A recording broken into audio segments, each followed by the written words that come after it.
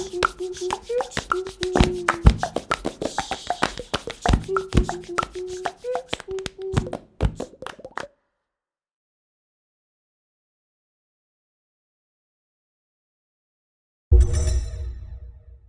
tema seria, basicamente, então, a pandemia e a globalização, porque muita gente tem dito, né, que a pandemia teria como uma das suas consequências iniciar um movimento forte de desglobalização, né? Eu gostaria até de começar essa conversa com vocês, lembrando que quando essa pandemia teve início, pelo menos para nós, lá em fevereiro, março deste ano, né, eu recebi uma mensagem do Pascal Lamy, o antigo diretor-geral da OMC, que agora está na Fundação Jacques Delors, em Paris, e foi a primeira de uma série. Ele me mandou 7 mensagens, não só a mim, como a vários correspondentes, com os quais ele partilhava reflexões numa linguagem telegráfica, sabe? Com uma capacidade de laconismo exemplar, né? Em 10, 12 linhas, ele resumia todo um ensaio, né? E nessa primeira reflexão que ele me enviou, eu achei que ele fazia uma observação curiosa. Ele dizia o seguinte, que em relação à pandemia, ao contrário do que ocorria com muitos outros problemas, parecia haver um consenso sobre a terapêutica, mas não sobre o diagnóstico. Em geral, é o contrário, né? Quase sempre, quando acontece alguma coisa, há um certo consenso sobre o diagnóstico, a descrição, mas as divergências começam a respeito de como se deve combater, né? Ele dizia, olha, sobre a pandemia, todo mundo mais ou menos está de acordo, né? Em termos médicos, a gente sabe quais são as principais verdades, tem que se esperar uma vacina, uma medicação eficaz, antes disso é preciso distanciamento, às vezes o lockdown, né? Testes possível, quando se identifica alguém, ter um traceability, saber acompanhar, isolar as pessoas, enfim, um conjunto de coisas que pouca gente põe em dúvida. E quanto à terapêutica econômica, todos concordavam também, né, que o caminho era aquele, né? Era o Estado tomar a dianteira, gastar tudo, whatever it takes, né? Tem que gastar, não olhar a dívida, não olhar o déficit. Enfim, parecia haver um consenso sobre a terapêutica, mas não sobre o diagnóstico. Sobre o diagnóstico, havia muita divergência de qual seria a envergadura daquilo, né? Quanto tempo ia durar, quantos países ia atingir e, sobretudo, que consequências ia trazer, que é o tema nosso, né? Até que ponto a pandemia ia ter um efeito duradouro, né? E profundo no sistema internacional. E, num primeiro momento, havia um pouco essa tendência, né, de achar que sim, que ia ter esse efeito. Quase todos os artigos daquela época começavam com essa frase, né? O mundo não será mais o mesmo depois da pandemia. E, implicitamente, havia a ideia de que seria um mundo virado de cabeça para baixo, né? Quer dizer, o sistema econômico seria diferente, as relações entre os países seriam diferentes. Alguns chegavam até teses extravagantes, né? Eu li um debate no Guardian entre aquele que foi ministro da Economia da Grécia, o Yanis Varoufakis, e um economista irlandês, chegava a dizer que o capitalismo estava suspenso, quer dizer, o capitalismo não estava funcionando, o que me parecia um exagero realmente óbvio, né? Porque mesmo durante a pandemia nós estamos vendo as bolsas de valores continuam e muitas vezes recuperam rapidamente o que perdem, né? Perdem num dia, recuperam no outro, né? Portanto, parecia uma afirmação um pouco audaciosa demais. Grandes transformações profundas da história são, em geral, progressivas e lentas. Às vezes são até imperceptíveis. Só no final é que se vê que tudo mudou, mas mudou aos poucos, né? De maneira quase que não se percebia, né? Ora, levando em conta isso, e agora aplicando a pandemia, o que é que nós vemos? O que é a pandemia? A pandemia é um fenômeno histórico de curto prazo. Ela não é instantânea, mas normalmente ela dura um tempo limitado. Ela não é uma tendência secular. Para perceber claramente isso, basta a gente pensar na diferença que separa uma pandemia do aquecimento global. O aquecimento global, sim, é uma tendência secular, é uma força planetária que, se não for detida, ela vai comprometer a continuação da vida civilizada tal como nós a conhecemos. E ela não vai parar por causa da pandemia. Ultrapassado esse período em que diminuíram as emissões, elas se retomam com redobrada força e ela vai continuar. Portanto, a mudança climática é, de fato, uma tendência secular. A pandemia, não. A pandemia dura quanto? 8 meses, 10 meses, 18 meses. As grandes pandemias do passado, que eram mais lentas, porque naquele tempo pré-globalização, ou numa globalização ainda mais primitiva, né? O avanço era lento, né? Entre um e outro, porque era tudo a passo de homem, né? Essas pandemias davam conta. A peste negra afetou a Europa durante 2, 3 anos, mas em cada um dos lugares que foram atingidos, ela durou, em geral, 6 meses, 7 meses, o auge. A atual pandemia está durando, em média, pelo que nós estamos vendo, de 4 a 5 meses. 2/3 dos países que foram contaminados já estão praticamente na fase de saída. Um outro problema é saber, é claro, se haverá uma segunda onda, uma terceira onda, como houve na gripe espanhola, né? Mas a primeira onda parece durar 4, 5 meses, né? Então, em termos históricos, isso não é nada. Isso é praticamente um bip na tela do computador da história, né? Quase que não tem influência nenhuma, né?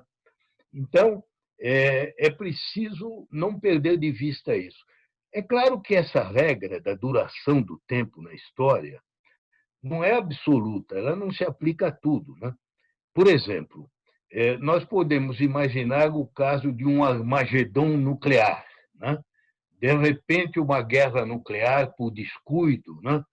Por descontrole, por um erro de cálculo, precipita em conflito os Estados Unidos e a China e a Rússia. Bem, essa guerra provavelmente não duraria nem 24 horas, talvez nem mais de 1 hora, né? Mas ela poderia destruir inteiramente a vida sobre a Terra. Mas porque aí o problema não é tanto a duração, mas o poder destrutivo, a intensidade do poder destrutivo. Normalmente, os acontecimentos que mudam a história combinam 3 fatores: a intensidade do poder destrutivo, a duração e a abrangência. Veja-se o caso das guerras mundiais, a primeira e a segunda. Elas duraram 4, 5 anos, até um pouco mais, né? Então, foi um período já razoável. O poder destrutivo foi gigantesco, né? Porque destruíram governos, destruíram, inclusive, fisicamente os governantes, né? Os governantes ou se suicidaram ou foram executados, né? Países inteiros que acabaram, né? A Primeira Guerra Mundial acabou com os impérios centrais, o Império Austro-Húngaro, o Império Otomano, o Império Russo do Tsar, o Império Alemão, tudo isso acabou, né? Dessa vez, qual é o país que teve o governo derrubado pela pandemia? Nenhum, né? Não há nenhuma mudança desse tipo. As guerras têm esse poder destrutivo, que é muito forte, inclusive na Segunda Guerra Mundial, a destruição da própria infraestrutura, né? As ferrovias, os portos, as usinas, tudo. Dessa vez, não. A economia está paralisada, mas está tudo intacto. É como se fosse uma bomba de nêutron, né? Que mata as pessoas, mas não atinge os edifícios. Né? Toda a infraestrutura está pronta para ser retomada. Né? Então, levando em conta esse fato, é que eu penso que o impacto da pandemia vai se situar a meio caminho dos exageros. Entendeu? A pandemia não será insignificante.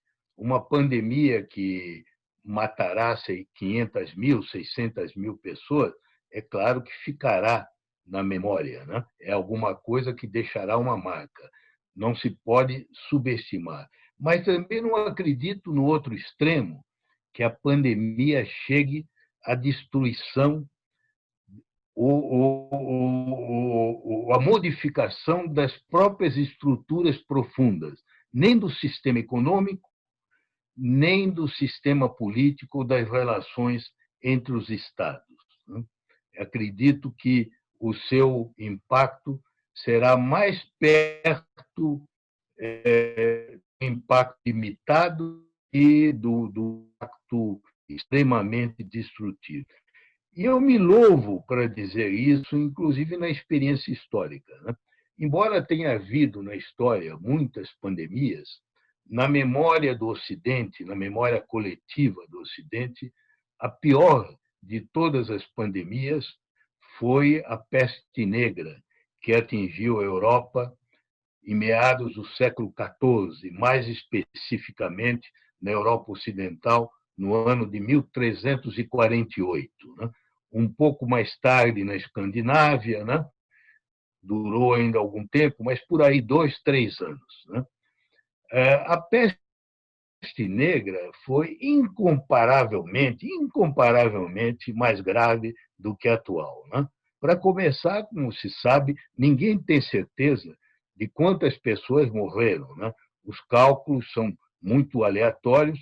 Perto de Florença, foi praticamente 9/10 da população morreu. Né? Em Florença, acho que é 3/4 da população. Em outros lugares, é 1/4 ou metade da população. Né?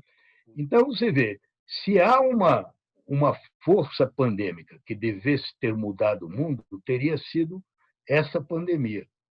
Ora, não foi o que aconteceu. É claro que ela deixou marcas profundas, marcas tanto na economia como na política e, sobretudo, eu diria, na psicologia coletiva, no horizonte mental do homem medieval.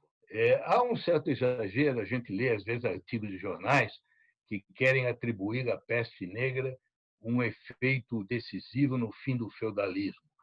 Mas isso é bobagem, porque o auge do feudalismo foi em torno do ano 1000, 1100, 1200. Na Europa Ocidental e, sobretudo, na Itália do centro e do norte, quando a pandemia atingiu esses países, o feudalismo já praticamente tinha desaparecido. Vocês sabem que a Itália dessa época era o país mais urbanizado, mais próspero, né? E de maior densidade de população de toda a Europa. E era uma região, a região Itália Central e do Norte, a Toscana, né? O Vêneto, era uma região de cidades-estados, né? E eram comunas em que o poder estava nas mãos da burguesia, né? Os grandes feudais estavam em plena decadência, as grandes famílias feudais quase que não existiam mais, ou se existiam, dependiam dos mercadores. Né? Então, na verdade, é um exagero muito grande. A pandemia teve um certo efeito que, como matou muita gente, ela teve um efeito momentâneo de aumentar os salários, mas isso durou, onde durou, durou apenas algumas décadas. Depois voltou tudo ao que era antes. Não foi um efeito perdurável, né? O que ficou mesmo da pandemia foi a mudança na percepção do ser humano da sua fragilidade e um abalo muito grande naquela confiança absoluta que o homem medieval tinha na religião e na providência. Porque o que se nota até muito claramente, é muito interessante, sobretudo, observar o efeito da pandemia. Eu estou terminando, eu vou terminar com isso, porque eu sei que já estou no limite, mas o efeito da pandemia na Itália, porque esse período, um pouco antes e durante a pandemia, é o período que vê o surgimento das três colunas mestras da literatura italiana até hoje, né? Dante Alighieri, né? Francesco Petrarca e Giovanni Boccaccio, né? Eles são relativamente contemporâneos. Dante é o mais velho. Dante morreu 27 anos antes da peste negra. Já Petrarca tinha 44 anos na época da peste e Boccaccio tinha 35. E esses dois sofreram diretamente o impacto da pandemia. Dante, que não sofreu, que não conheceu a peste negra, tem um universo de certezas, né? Quem lê o poema dele é um poema totalmente aristotélico tomística. Não há véus no mundo, né? Não há segredos, né? Tudo é explicado, tudo é harmonioso no mundo, né? E tudo converge para a providência divina. Já Petrarca é um homem de um grande pessimismo, é muito mais platônico do que aristotélico, né? Aliás, o neoplatonismo vai se desenvolver na Itália nessa época, né? Logo depois. É o comecinho do humanismo, né? Mas Petrarca, o final da vida dele é muito pessimista, porque a amada dele, Laura, morre na peste, né? Como também é o caso da amante de Boccaccio, Fiammetta, também morre na peste, né? Boccaccio perde o pai, perde o irmão. Então, esses homens viveram a peste de perto. E tanto na obra de Petrarca, sobretudo nas cartas, mas também em algumas das canções, sobretudo os últimos poemas, né? E na obra de Boccaccio, o Decameron, né? Se vê isso muito claramente, com duas reações completamente diferentes, né? A de Petrarca é uma reação de pessimismo, né? Ele tem cartas em que ele se dirige a Deus e ele pergunta a Deus por que aquele flagelo, né? Por que atingiu a eles, a geração deles? Se era um castigo pelos pecados, os pecados dos homens existiam em outras épocas também. Por que naquele momento e não em outro, né? Por que tinha levado todos os amigos, todas as pessoas queridas, né? E a conclusão dele não é, evidentemente, pôr em dúvida a existência de Deus. Na época, o ateísmo não era uma atitude possível mentalmente, mas ele põe em dúvida que Deus se importe com os seres humanos, né? E em Petrarca, Deus habita um outro universo, em que ele é indiferente aos sofrimentos, aos problemas da humanidade. Já é um abalo muito grande em relação à confiança que o homem medieval tinha.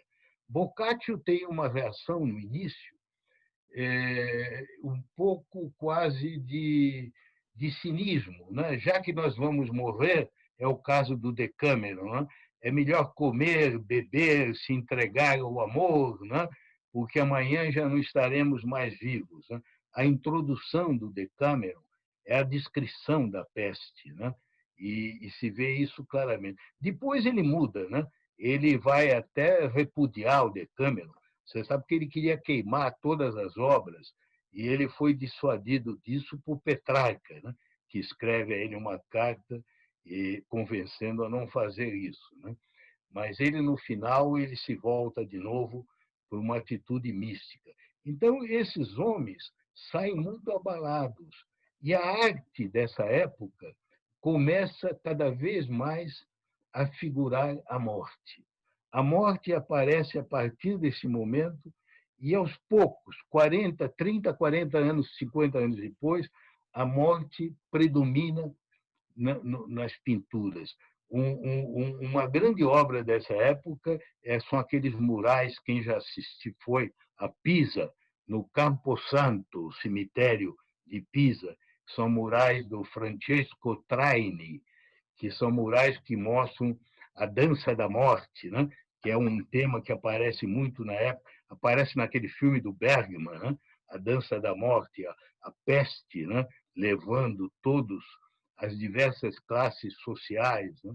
Aquilo tudo vai se multiplicar e é curioso porque aquele fermento que começa vai culminar cento e poucos anos depois no humanismo, né? Giovanni Pico della Mirandola, que é o grande humanista italiano, né? No o discurso que ele faz sobre a dignidade do homem, já é um discurso em que Deus não é que esteja ausente, mas Deus deixa o homem a sua liberdade de se criar a si próprio, né? Há até um diálogo no discurso em que Deus diz: Eu não te criei nem celeste nem terreno, nem mortal nem imortal, porque depende de você se fazer a você mesmo, né? Então, o homem passa a ser o centro do universo que vem dessa grande mudança que a peste traz à consciência ocidental. Eu só queria terminar dizendo o seguinte: globalização e pandemia são praticamente inseparáveis, entende? Porque o que é a pandemia? A pandemia é uma epidemia que vira global, não é? Porque uma epidemia que fica só num lugar não é pandemia. Ela se torna pandemia quando ela viaja, né? Ora, ela viaja cada vez mais facilmente com a globalização. E a globalização não é de hoje, né? Tanto assim que a própria peste negra, como você sabe, ela começa na Ásia, no centro da Ásia, depois se manifesta numa colônia genovesa do Mar Negro. Um navio genovês traz a peste à Sicília, a Messina, em 1347. Em 1348 já estava em toda a Europa Ocidental. Então, ela viajava mesmo naquela época. Ela viajava de navio, né? Ou viajava a pé, mas viajava. Então, essa ideia de pensar que só nós é que conhecemos a globalização é totalmente distorcida, né? A gente tem que lembrar que a globalização não pode ser reduzida apenas ao comércio ou às cadeias globais de produção. Ela é, sobretudo, um fenômeno cultural, político e histórico, né? E eu acho até, sabe, na minha opinião, o melhor, a melhor abordagem que eu já vi de globalização foi feito por um historiador que nem conhecia essa palavra, porque na época não se usava, que é o grande historiador britânico do mundo luso-brasileiro, Charles Boxer. Ele tem um livro que é uma obra-prima que todo brasileiro devia ler, pouca gente já leu, chama The Portuguese Seaborne Empire, o Império Marítimo dos Portugueses, que é uma história brilhante, porque mostra o Brasil como parte do império, né? O Brasil não é centro da história. O Brasil, no começo, até tem pouca importância comparado à Índia, né? Então, é um império português marítimo, na introdução desse livro, que é dos anos 60, ele diz o seguinte, ele começa dizendo que em 1530 e poucos, um cronista espanhol, Francisco López de Gómara, escreveu um livro que chamava-se a História das Índias, né? Das Índias das Américas. na dedicação, ao dedicar o livro ao imperador Carlos V, ele escrevia que as viagens dos navegantes ibéricos para as Índias, de Vasco da Gama, e Colombo para as Américas, eram os dois maiores acontecimentos da história da criação, desde a encarnação e a morte daquele que tinha criado o mundo. E 2 séculos depois, o Adam Smith, no A Riqueza das Nações, dizia a mesma coisa. A descoberta do caminho das Índias e do caminho para as Américas são os 2 mais importantes e maiores acontecimentos da história da humanidade. E ele diz, olha, mesmo hoje que a gente procura não ser eurocêntrico, isso é verdade. Por quê? Porque o que caracterizava o mundo antes das grandes descobertas era que as famílias fragmentadas da humanidade viviam esparsas, muitas vezes nem sabiam da existência uma das outras. E quando tinham alguma comunicação, era muito pouco. E foram essas viagens que desencadearam um processo que nunca mais terminou até hoje, que é a da intensificação dos contatos. E eu não acho que isso vai ser posto em dúvida pela pandemia. Eu acho que a pandemia será um episódio, haverá outras por causa da globalização, e nós temos que nos preparar para isso. Se espraia, de uma maneira geral, no mundo, a percepção de que a globalização tem culpa no cartório dessa... Não apenas pelo contágio em si, né, por razões óbvias, as trocas atingiram dimensões impressionantes, mas também porque a globalização, na verdade, a pandemia, ela exibiu uma certa vulnerabilidade de vários países diante dessa situação. É claro que essa vulnerabilidade é mais explícita na área médica, farmacêutica, claro, mas, a rigor, pelos discursos que a gente vê de importantes lideranças no mundo, inclusive lideranças bastante liberais, né, como Macron no Japão. O Japão está dando subsídios para que as empresas japonesas voltem para casa, voltem para o Japão. O discurso do Macron é um discurso: vamos retomar a autonomia estratégica, como se estivesse dizendo, olha, alto lá no processo de globalização, na forma que ele teve relevância, particularmente nos últimos 30 anos, né? Então, tem um movimento global aí de busca de autonomia estratégica. Esse é o termo do Macron, inclusive, autonomia estratégica, de um camarada que tem um corte mais liberal, né? E vários países, né? Em defesa de um certo soberanismo, em defesa de um certo isolacionismo, que dialoga, Rubens, com a coisa aquela demanda de proteção que fica explícita em momentos pandêmicos como esse. As pessoas já estavam se sentindo desprotegidas antes da pandemia, por razões ligadas à revolução digital, essa mudança do fordismo para o capitalismo digital. Já havia um sentimento de desproteção, e a pandemia ela exacerbou. E aí vem esse discurso soberanista, protecionista, isolacionista, que traz junto a xenofobia e outros valores não muito civilizatórios. Independentemente da pandemia, o mundo já estava questionando o tipo de globalização que nós tivemos, particularmente nos últimos 30 anos, né? Que era uma globalização fordista, né? Hoje a globalização é outra coisa completamente diferente, uma globalização tecnológica.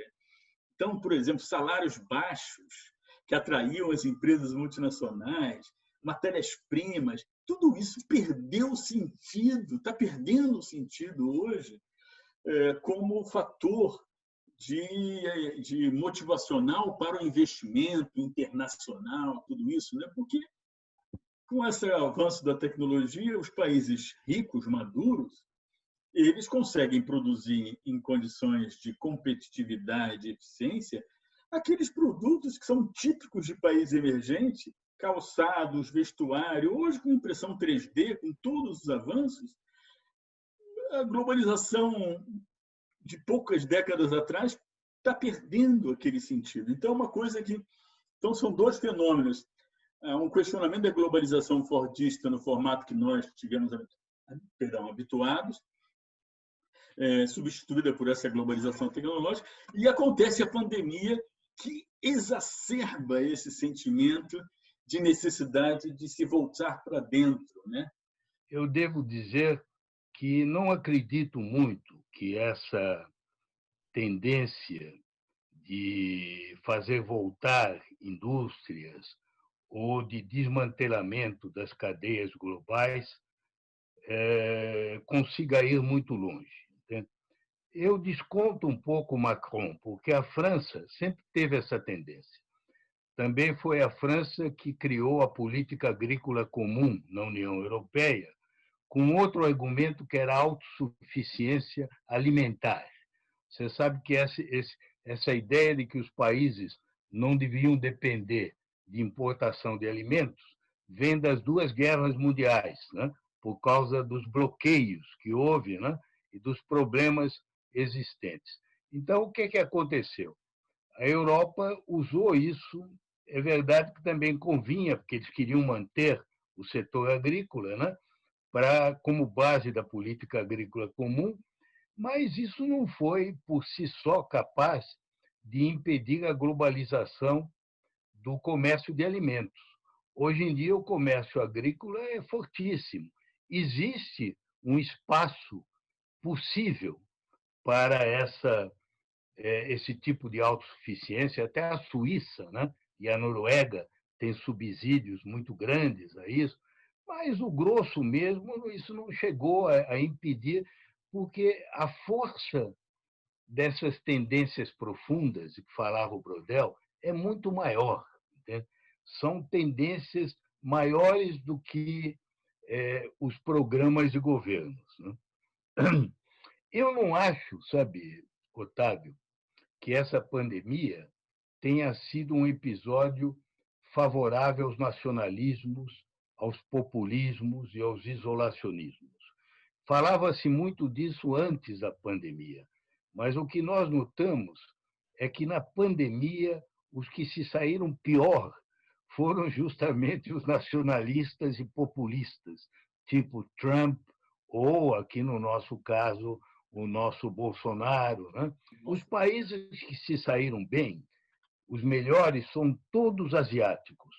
E não é a China, hein? Porque a China teve, na verdade, um desempenho misto, né? No começo muito complicado, mas o exemplo que eu acho mais fantástico é Taiwan. Taiwan, desde o início, em dezembro, quando ainda nem se tinha identificado o vírus, já tinha começado a barrar todos os passageiros que vinham de Wuhan para isolá-los, porque Taiwan, da mesma forma que a Coreia do Sul, da mesma forma que Singapura, tinham sofrido com a SARS e a MERS de 2003 e 2015. Então, não tinham aquela complacência dos ocidentais. Os ocidentais, ninguém se saiu bem. Alguns, no extremo que saiu melhor foi a Alemanha. No outro extremo, que saíram pior, a Suécia, os Estados Unidos. Mas ninguém se saiu muito bem. Todos foram complacentes, todos erraram no início. Agora, os asiáticos que saíram bem, todos são democracias. Democracias com certo grau, talvez, de maior autoritarismo. Eles têm um ingrediente grande de um fator cultural, que é a cultura confuciana, né? A disciplina social, a reverência pela ciência. Não cabe na cabeça de um asiático duvidar do que a ciência afirma, como faz o Trump ou o Bolsonaro. Né? Então, você vê que os nacionalistas não se saíram bem. Na Itália, até um caso interessante. O Giuseppe Conte, o primeiro-ministro, no início, Ninguém sabia direito quem ele era, porque ele era de fora da vida política, né? Ele errou no começo, mas ele teve a humildade de reconhecer o erro, e ele depois se tornou o líder do país. Hoje ele tinha índices de popularidade que nenhum primeiro-ministro teve no pós-guerra, em mais de 70 anos. O pessoal da direita na Itália, i Fratelli d'Italia, né, que são os fascistas, né, o grupo da Lega, né, eles ficaram falando sozinhos, eles estão fora do governo. Entende? Eles não saíram com esse gás todo da pandemia. A mesma coisa o Front National na França. Não se saiu bem, porque o Macron também conseguiu liderar o país. O mesmo aconteceu na Alemanha. A Merkel teve um desempenho muito bom. A alternativa para a Alemanha não saiu engrandecida dessa. Então, eu acho que esse episódio não levou água para o moinho dos fascistas e dos nacionalistas e dos populistas. Entende? Eles já tinham uma certa influência antes, mantiveram, mas quando eles tiveram que ser testados na realidade, os mais típicos representantes dessa corrente fracassaram redondamente. Agora, sobre o comércio, você sabe, não é por causa da pandemia que ele deixou para trás a sua idade de ouro. Né? A idade de ouro do comércio mundial, o grande momento da globalização, foi a década de 90 até a crise financeira de 2008. Esses 18 anos foram o período em que o comércio crescia a taxas consistentemente maiores do que o crescimento do produto, do PIB, às vezes até mais do que o dobro do PIB. Né? Mas isso acabou em 2008, não acabou agora. Entende? Ainda depois teve uma pequena recuperação, depois o pico foi 2011. Nunca mais, depois de 2011, o comércio mundial passou a ter um crescimento anêmico. Ele tinha esgotado aquela fase, o que é compreensível, porque a gente vê na história do capitalismo há fases em que são ciclos de rápida expansão, incorporação de novas tecnologias, que são seguidas por fases de relativa estabilização. Isso que agora está se falando, o estancamento secular ou a estagnação secular. Mas esse papo já vinha de antes da pandemia, né? As grandes obras daquele professor da Universidade Northwestern são de antes da pandemia, de que a tecnologia já não estava mais gerando, como as tecnologias do passado, um grande aumento. Então, eu acho isso normal. Haverá momentos mais intensos e menos intensos, mas não houve uma reversão. Entende? Você falou do Japão. Eu acompanho de perto, porque eu sou o presidente honorário aqui da Japan House, né? E eu só sou chamado lá de Recupero-san. Eu estou sempre lá com eles, estou sempre lá no meio deles. Você sabe que o Japão tem 22 mil empresas autônomas na China. Que eles repatriam alguma coisa é até natural, porque eles estão querendo, sobretudo nessa área mais sensível, sobretudo de segurança, porque eles estão preocupados com a militarização da China, porque eles estão lá perto, né? E eles são um aliado direto dos Estados Unidos. Então, nessa área, eles são mais alinhados com os americanos. Mas eles não vão repatriar 22 mil empresas, entende? Porque grande parte da produção deles é na China. Entende? Então, eu duvido muito disso. Acho que a questão do comércio, o fato de ter passado a época áurea do aumento do comércio, não quer dizer que seja uma desglobalização. Haverá, como alguns dizem, o próprio Lamy diz isso, um rearranjo dentro da globalização. Algumas cadeias globais talvez se enfraqueçam. Você, inclusive, há de lembrar que, mesmo antes da pandemia, a própria China estava procurando produzir os seus próprios insumos. No começo da era das cadeias globais, a China importava mais de 70% dos insumos. isso já tinha caído a 30% ultimamente, porque ela passou ela mesma a produzir. Isso não tinha nada a ver com a globalização ou com a pandemia, é por causa do desenvolvimento chinês que vai atingindo patamares mais altos, né? Volto a dizer aquilo que o Brodel dizia: a globalização, inclusive em matéria de tecnologia, em matéria de comércio, de investimento, é uma força profunda da história. É uma dessas forças seculares e ela pode sofrer reveses, pode haver, de fato, exageros, por exemplo, a questão do emprego, né? Isso vai colocar um problema com a robotização, né?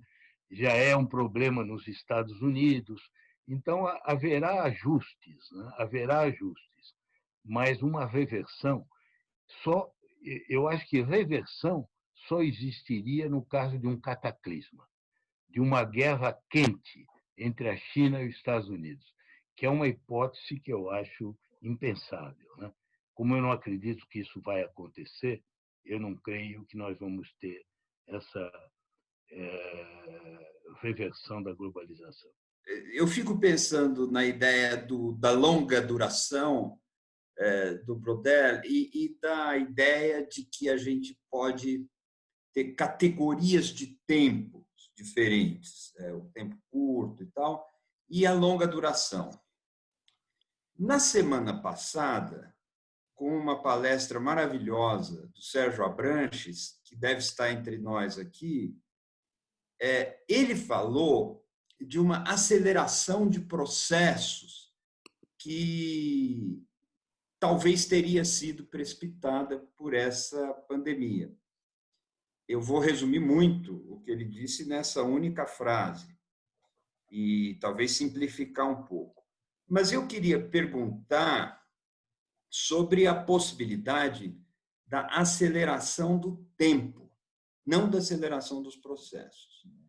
Uma aceleração dos elementos do tempo e hoje, diferentemente do que acontecia talvez há um século ou talvez há um século e meio, nós sabemos que o tempo é um produto da história e não o contrário. A história não acontece no tempo, mas o tempo acontece na história. E eu pergunto se não teria sido possível uma confluência de fatores que, com a pandemia, se acelera e a gente esteja numa mutação de um capitalismo em que o humano é prescindível, ou mais prescindível. Aí eu faço uma outra conexão com a sua brilhante palestra, em que nós passamos pelo humanismo, pela nascente do humanismo. Talvez essa aceleração e esse capitalismo que não se abala com a imobilização de contingentes muito volumosos das massas, ou seja, nós já tivemos períodos em que 3 ou talvez 60% da população estava em algum regime de confinamento ou de quarentena, e nem por isso o capitalismo se abala, se nessa mutação nós não estaríamos indo para um capitalismo em que o humano efetivamente é mais prescindível e, portanto, um capitalismo que sobrevive, de alguma maneira, ao humanismo, que fenece. Isso é uma pergunta, como eu disse, especulativa, mas eu gostaria muito de te ouvir um pouquinho só a respeito disso. Eu não sei se eu sou capaz de dar uma resposta, porque é uma pergunta difícil. Eu apenas queria lembrar que parte do que você descreve já era alguma coisa que se percebia antes da pandemia. Por exemplo, a consciência de que o capitalismo estava levando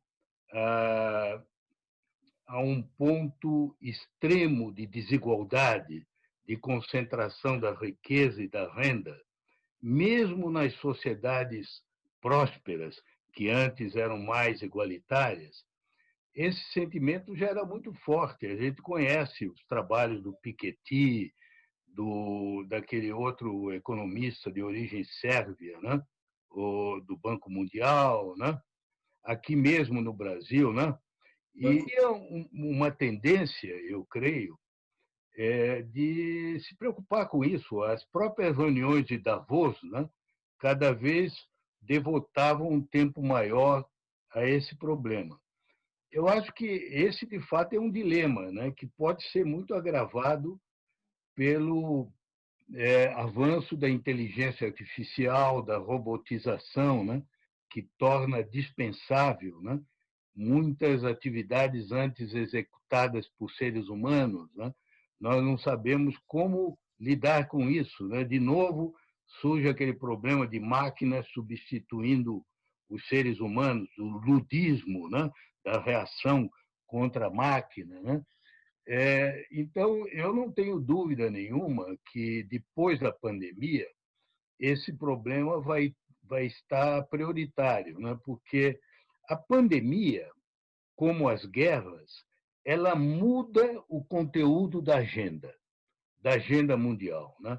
Você vê, a agenda mundial de 39 é completamente diferente da agenda de 45.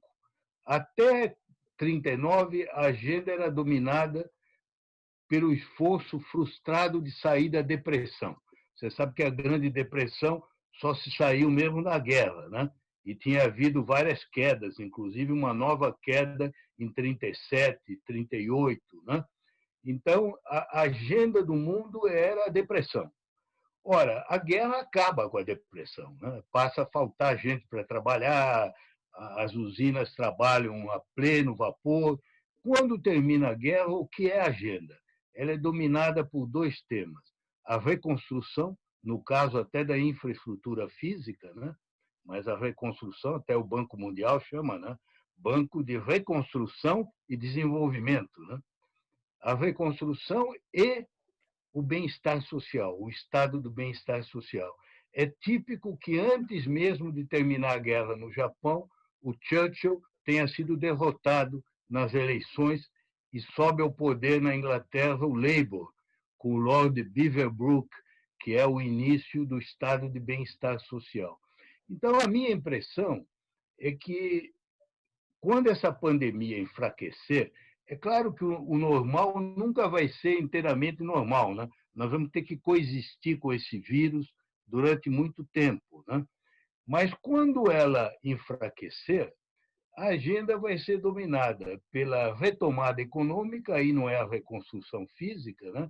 Mas a reconstrução das empresas, das estruturas, e fazer isso de duas maneiras: com a economia verde, não repetindo os erros do passado, sobretudo em energia na base de carbono, né? E, além do mais, dando atenção a esse problema da desigualdade. Que isso vá triunfar ou não, eu não sei, mas vai ser um grande tema da vida política, tanto aqui como no mundo. Eu acho que a agenda vai ser dominada por isso. Se a infraestrutura está pronta para ser retomada, isso significa, e eu concordo com você, que as forças que militam para que nós continuemos fazendo o que nós fazíamos, para que a economia continue tendo com o mundo social o mesmo tipo de relação que ela tinha até então, com algumas correções. Você introduz políticas de renda mínima para atenuar as desigualdades e evitar situações de miséria, etc.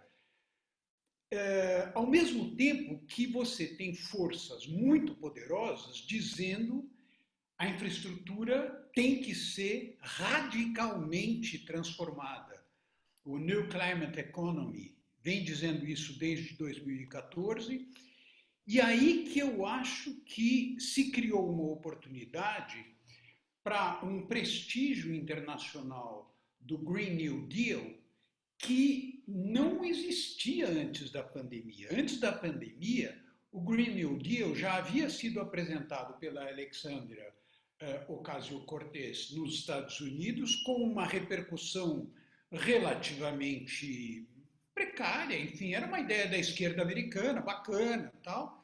Agora, depois da pandemia, a Europa aparece muito mais do que a China como o local de uma espécie de novo iluminismo material, energético e biótico que está exercendo uma influência sobre a vida da humanidade, as ideias em torno disso que está configurado no New Green Deal, extraordinário e com objetivos muito concretos.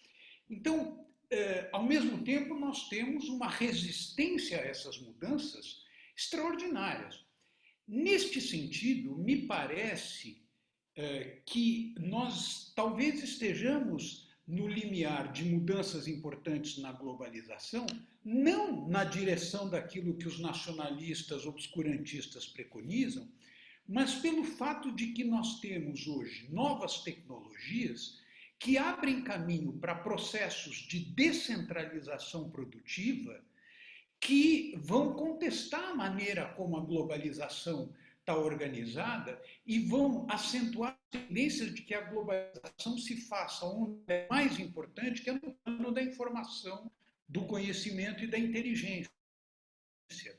Isso, para o Brasil, do jeito que o Brasil está organizado hoje, se isso é verdade, é uma tragédia. Por quê? Porque nós estamos organizados para nos relacionarmos com o mundo a partir de petróleo, de matérias-primas agrícolas e minerais e da exportação de algo que se torna cada vez mais ameaçador para a espécie humana, que são as exportações de produtos das grandes concentrações de animais, que são vetores de pandemia. Claro que a pandemia atual não deriva de criações concentracionárias, mas as criações concentracionárias vão se tornando tão homogêneas que elas se tornam um risco sistêmico excepcional. Agora, nós pensamos da mesma forma. Eu queria até lembrar uma declaração feita há pouco tempo pelo diretor da Agência Internacional de Energia. E ele disse, de uma maneira até bem contundente, que o mundo tem, no máximo, 6 meses para tomar as decisões que vão predeterminar o que vai acontecer nas próximas décadas. Isto é, enquanto nós estivermos imobilizados pela pandemia, as pessoas acabaram aceitando uma mudança de comportamento que elas nunca aceitaram para combater o aquecimento global, né? Passaram a não usar veículos, né? Passaram a poluir menos, tanto que nós vimos a queda do nível das emissões. Mas as pessoas fizeram isso por um período curto de tempo e com crescente impaciência. Agora que elas estão voltando a uma atividade mais ou menos rotineira, que tem que se tomar a decisão se nós vamos ou não voltar a ter uma economia na base de business as usual.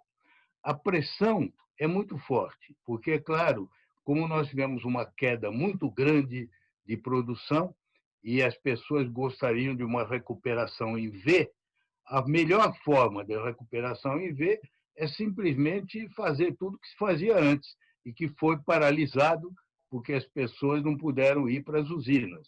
Então, volta a trabalhar, tudo igual e tal, não muda nada.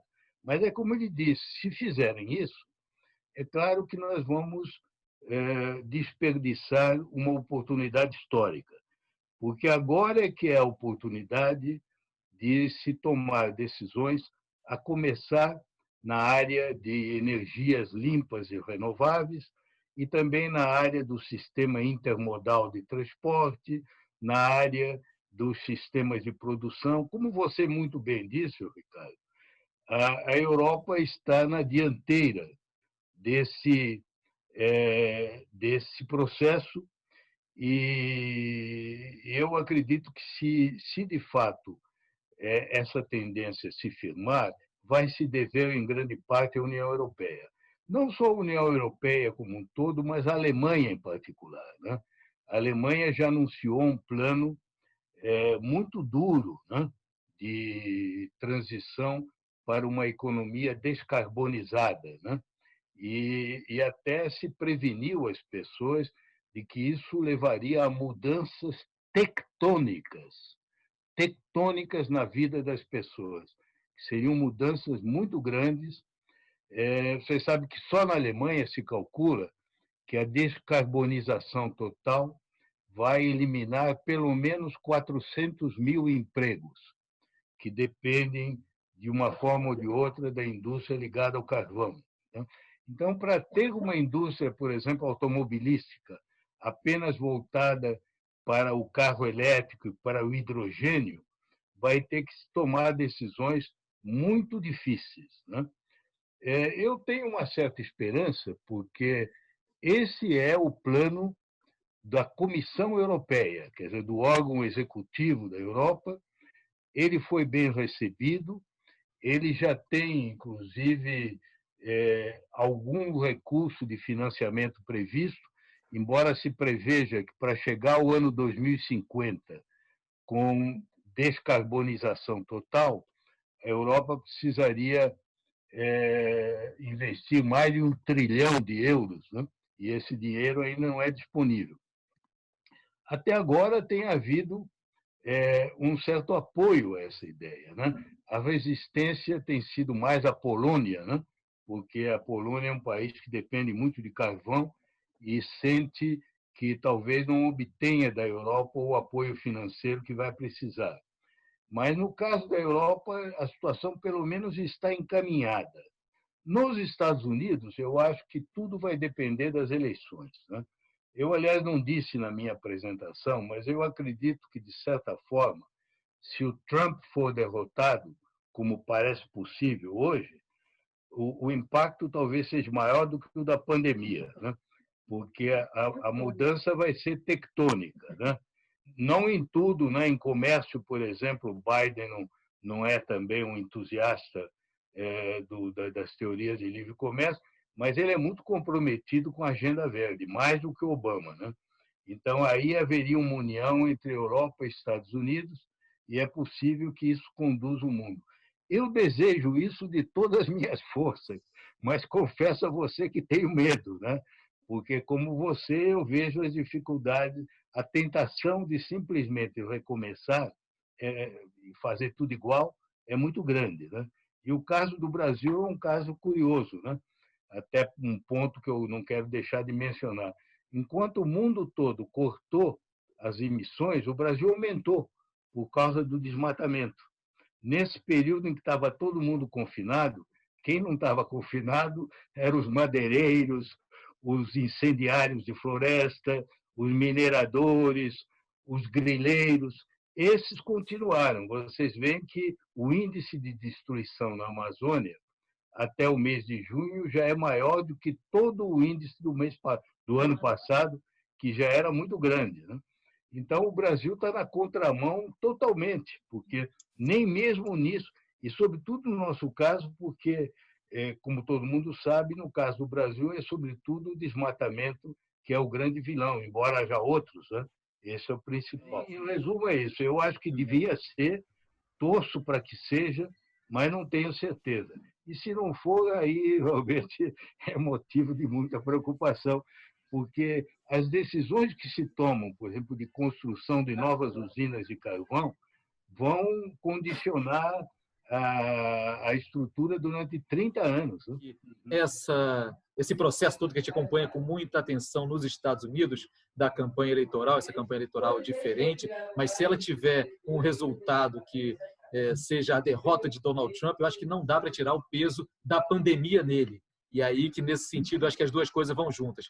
O resultado final será mais forte do que o que a pandemia pode causar, mas o resultado pode ser também ter sido provocado pela pandemia, já que a reação do governo Trump e do Donald Trump, principalmente, foi um fracasso total e absoluto nesta pandemia, a exemplo de alguns admiradores que ele tem espalhados pelo mundo. E aí, pensando um pouquinho no que a gente está acompanhando e no que vem pela frente, tentando especular um pouquinho também, eu penso no futuro, quem é que vai conduzir essa rearrumação, Porque eu acho também que é muito difícil que volte ao business as usual, Vai precisar de algum adornamento aí, como dizem os italianos, que o senhor tanto preza e tem raízes tão profundas lá nesse momento. Quer dizer, vai ser preciso em todos os campos, tanto nas relações internacionais, quanto, por exemplo, nos organismos multilaterais. A gente tem visto aí a OMS sendo aqui e ali ou o farol ou a geni do momento, né? Sendo atacada, prezada, lembrada e desprezada ao mesmo tempo. Mas a gente sabe que há um papel para os organismos multilaterais, que já vinham sendo questionados antes, passaram a ser questionados mais ainda. O fracasso da União Europeia está aí na resposta inicial, que não nos deixa mentir. O desacerto ou ausência do Mercosul e nela a ausência opcional do Brasil também é absolutamente impressionante. A União Africana, por mais que a África seja esse continente dos desejos e das possibilidades, das esperanças, ainda precisa ter uma construção ali diferente. As associações da Ásia e Pacífico, que estavam voltadas unicamente para comércio, para relações econômicas, vão precisar também de uma outra resposta. E aí, naqueles exemplos que o senhor citou também, eu lembro do exemplo do Vietnã, que é um país que merece ser olhado com carinho, como foi a resposta dele, o sucesso, apesar da grande fronteira com a China. E os organismos multilaterais, tais quais os conhecemos hoje, com o fracasso do Conselho de Segurança, com a ausência da ONU, com todos esses problemas que a gente já falou, como é que o senhor vê o papel deles mais para frente? Ou será um papel ainda a ser construído, assim como serão, talvez, aqueles empregos que vão ser perdidos com o fim da cultura, do carvão e tudo mais, mas que a gente não sabe que empregos surgirão ali na frente, podem estar para surgir milhares e milhares de empregos que desconhecemos ainda. E eu me pergunto se na seara dos fóruns internacionais, dos organismos multilaterais, é isso também? Ainda não existe as Nações Unidas que vão ajudar a coordenar esse processo, ou vai ser em cima dessas estruturas que nós vamos trabalhar com mais eficácia, mais objetividade, mais questionamento e transparência? Olha, eu só queria lembrar o seguinte: os organismos internacionais, eles são aquilo que os países querem que eles sejam. Eu posso dizer isso com saber só de experiência feito, porque eu fui o diretor máximo de um dos organismos, a UNCTAD, durante quase 10 anos. E, nesse período, eu fui subsecretário-geral da ONU, né? Você sabe que qualquer organismo internacional depende dos países, sobretudo dos grandes países, até para o dinheiro, para os recursos, né, das contribuições. E esses organismos não são autônomos. Então, eu diria a você que o papel dos organismos vai depender da qualidade das lideranças. Com o Trump, eu não vejo futuro para esses organismos. Se o Trump sair de cena, há uma esperança. Não é que melhore, mas você veja, no momento atual, dos 4 grandes centros de poder, 3 estão nas mãos de nacionalistas que só veem o interesse do próprio país: China, Rússia e Estados Unidos. E o único, que é a União Europeia, que tem uma visão mais multilateral. Se os Estados Unidos voltar à fileira dos multinacionais, eu acho que a China e a Rússia se juntam, porque a China e a Rússia não têm interesse em destruir o sistema. Né? Tanto assim que a China se realizou dentro do sistema. Né? Toda essa ascensão da China é dentro do sistema. Eu diria que, se houver uma renovação da liderança, e, sobretudo, se a União Europeia for capaz de fornecer esta liderança, talvez o primeiro teste vai haver na questão de se melhorar a governança global sobre pandemias. Porque hoje em dia, você sabe, nós não temos um sistema global que cuide de pandemia. Quando se diz isso, as pessoas se surpreendem e pensam que a OMS é isso. Não é. Eu conheço bem a OMS, eu fui embaixador lá há 4 anos e conheci particularmente bem, porque quando eu cheguei a Genebra, havia um candidato brasileiro em 87, que era um forte candidato a diretor-geral. Então, eu me envolvi muito nos assuntos da OMS. A OMS é uma entidade meritória, mas muito limitada pelas verbas. Para você ter uma ideia, as verbas livres que a OMS tem dos países não passam de 30% do orçamento. Todo o resto é doação com objetivo pré-determinado. Por exemplo, 100 milhões para combater a malária na Libéria. Quer dizer, a OMS não pode fazer o que bem entende. E ela tem o mandato dela é apenas de monitorar as pandemias, não é de detectar. Então, precisa haver um sistema que deveria ser na base da OMS. Tem gente que propõe uma outra entidade, mas eu acho que podia ser a OMS, com poderes para detectar as pandemias antes que elas sejam pandemias, quando elas aparecem como epidemia, né? Porque você sabe que é como fogo na floresta. Na hora que você vê o fogo no início, dá para debelar, depois não dá, né? Depois fica impossível, né? E a OMS não tem esses poderes. Para você ter uma ideia, em 2015, quando houve aquele surto do ebola, a OMS teve que comer da mão dos Médicos Sem Fronteira, porque ela não tinha ninguém na região. Foram os Médicos Sem Fronteira que combateram. E é uma ONG, né? Quem acabou debelando a epidemia foi o dinheiro americano, foi o Obama. O Obama deu 90 e poucos % do financiamento. Então, você vê, de um lado, a fragilidade da organização, de outro lado, a diferença que faz a liderança. Por exemplo, uma das poucas coisas que o George W. Bush fez de bom é que ele apoiou muito o combate às pandemias, inclusive a malária na África. Já este atual é uma coisa terrível. Então, eu diria que são essas duas coisas, entende?